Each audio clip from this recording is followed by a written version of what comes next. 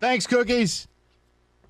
David, a couple ticket texts, and Rico has got the latest and greatest from the Big Ten, which it's just total confusion on my part, so Rico will sort it out. David, what do you have? Someone says Derek Carr is an okay quarterback. Be careful calling him better than that. Okay, well, let me ask you a question. If I ask you to name a dozen QBs better than him, can you? The answer is no. So what would you like me to call a guy who's probably a top 10 quarterback? Like, what would you like me to say? I didn't say he's great. I didn't say he's a cornerstone Hall of Fame guy. I just said he's a guy who people hear. He constantly gets crushed, and it's like, pretty good, plays in the most brutal division in football, and the guy's a born leader. I don't care what you say. So, I don't know. I think I'm okay saying he's pretty good. It's what people hear because you're saying he's this, and the Hall of Famer. Nobody said that.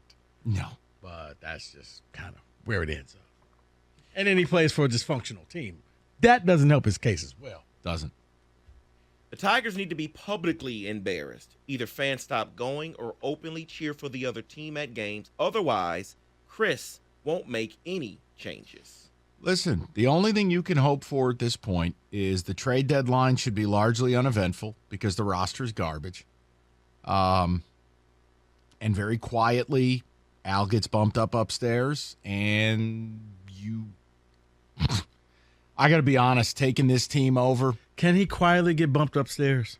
Well, you just make the announcement. You just say, listen, Al's moving to a front office role, and we'd like to name X as the GM at season's end. So that's the quietest way to do it. They're not going to fire him. Does the Brad Stevens? Hey, you know what? All things considered, that was pretty quiet. That Ainge was leaving and Stevens was going to be the GM, and you're like, it was a one-day story. And that was pretty high level. Rico, I just don't know what – look, what I would like and what's going to happen are two different things. I mean, I'd love it if they'd put Al in a hot air balloon above the city holding a sign saying, I got fired. It'd be amazing. It'd be like a lunar eclipse. We're not going to get that. But the other angle is, look, the team is they are fully spiraling now. Like any illusions you had when they were 11 or 12 under 500, it was the idea of, okay, hey, maybe they can make a run, chip away. They're 20 games under. And if they're not careful in the next 10 games against a couple of really good teams, they're going to be 25, 26 games under. Like, at some point, it's not okay. So that's the only hope you have. They got to keep losing. Yeah. And you got to hope that there's a transition.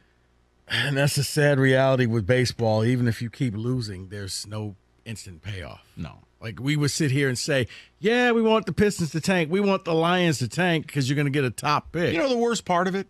I'm being totally sincere with you. So, like, the Nationals win the World Series in 19. Now, the Nationals have lost the following players. Max Scherzer, Bryce Harper, Trey Turner, and soon-to-be Juan Soto. You want to throw in Anthony Rendon, you can. They're going to trade Juan Soto. It's going to happen. They will be further along in, like, year 2 of a rebuild than you are in year 7. Yeah. That's scary. No, I think the scary part is when you... Oh, it gets scarier? It is. Oh, great. It's just the elephant in the room that's in the corner waving to you. Because this team is so... They have nothing. Like, they sold you Cabrera at the end of last season and this season for 500 and 3,000 hits. And then he got them both.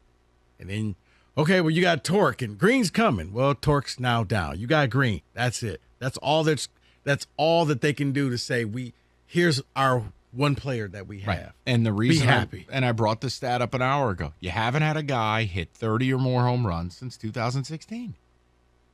So when you look at the last guy to do it was Miguel Cabrera. Al has brought no one here who's an impact player. You haven't found one. You haven't traded for one. You haven't signed one. You haven't developed one. Nothing. Not even accidental. Nothing. Every team in the division last year had at least one guy hit 30 home runs, except you. And you're not going to have it this year. The team as a whole may not hit 100. Wow. And it leaves you with what? What are they going to do this offseason? You think they're going to spend again? Nope. Think they're going to go out and add another $40 million in payroll? I don't. See, then if that's the case, if you're not going to spend, if you're not going to add the payroll, Mike, then seriously, why are you going to fire Al? Because what needs to happen is what I said for years with the Lions. You take anyone who's been with this team at least a decade and you butcher them.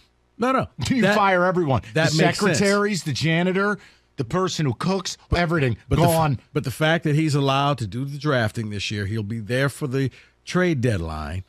You're not going to do anything in the offseason. It just tells me that there's no sense of urgency.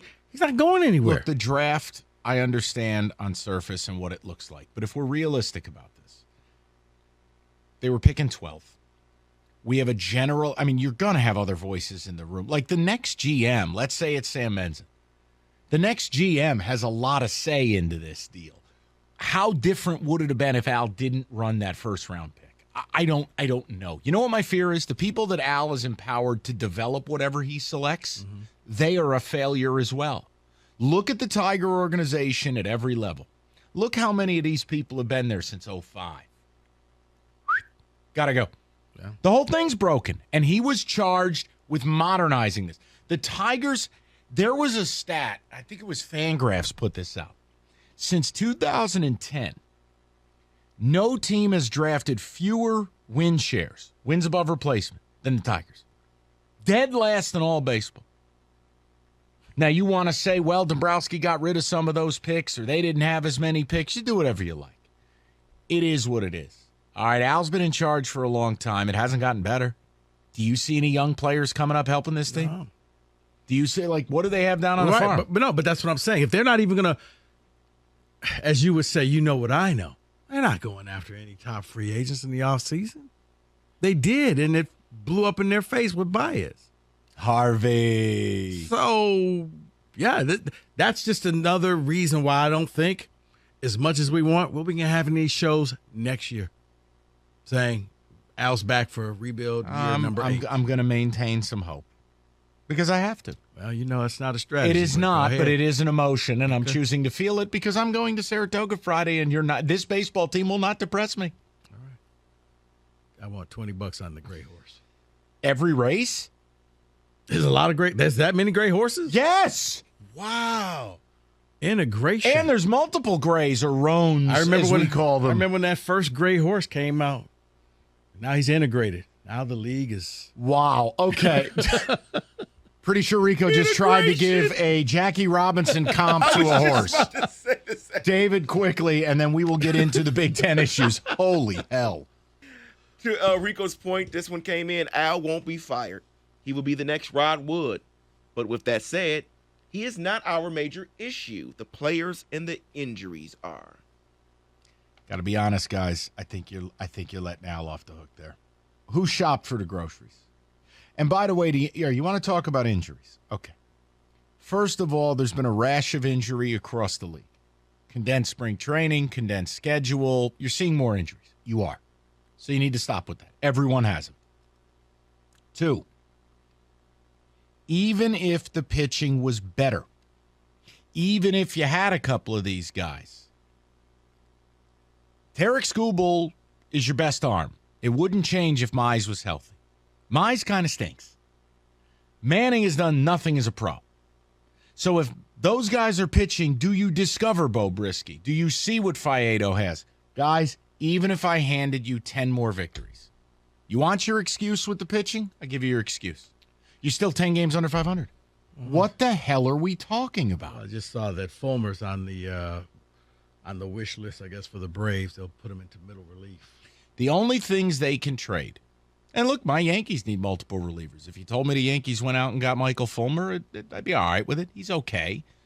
It's Fulmer. And then you have a discussion point. And I don't know what the answer is. I don't know what teams would or wouldn't give up. And you can debate the wisdom of it. The only other pieces he could trade would be Alex Lang and Gregory Soto. If Cisnero was healthy, maybe him. That's it. And I know some people will shriek and go, oh, my God, then we have to rebuild the bullpen. What I would argue is this team's barely going to win 60. Why am I worried about the bullpen? They are so far away from winning anything of substance. What am I supposed to do? Which I've often said, maybe you just trade them right now because it's almost the devil you don't know because they're not in a lot of close games. So you don't really know how good this bullpen is. Well, they don't pitch in high leverage, high pressure spots. Right. You're right. So therefore, if you're going to get anything, you might as well do it now when it's all just speculation rather than seeing, you know what, they stink as well. And again, to Rico's point, it'd be Al running the trades, which means he'd get fleeced. David, one more and we'll move on. Alex Avila is good on MLB tonight. Hopefully, maybe he can replace his father one day and be a better GM. I got somebody else he could replace.